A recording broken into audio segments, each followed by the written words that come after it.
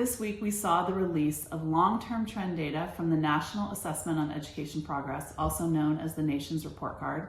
This is a test that we've been giving since the early 70s. We have over 50 years of trend data. This time in 2023, it was given to about 8,700 kids in all 50 states. So it's a great apples to apples comparison of how kids are doing around the country and over time.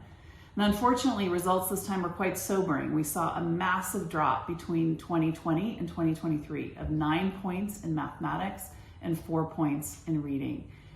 Unfortunately, we've been hearing results like this over the last several years as the pandemic has sort of wreaked havoc on classrooms around the country, but we just can't become numb to it. There's real opportunity for policymakers and leaders to make a difference. In reading, for example, we have a real opportunity to improve how reading instruction happens in classrooms, the kind of materials we use, and how we train and support teachers in the science of reading and understanding what research tells us about how kids learn to read.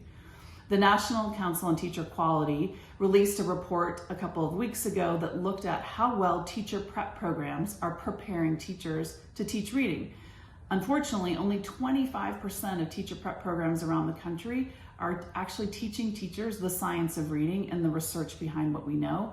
That leaves a massive gap in the field and a real place for states and policymakers to intervene. We're seeing some states leading the way. Mississippi has done this famously by really reconstituting how they approach reading in their state, and they've seen a score improvement as a result.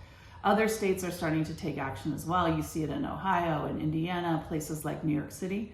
In Texas, in our most recent state legislative session, we saw a bill come through that addresses this both in the kind of materials that show up in the classroom and how our teacher prep programs will train teachers for reading. That's good news. For more information on this, please visit bushcenter.org.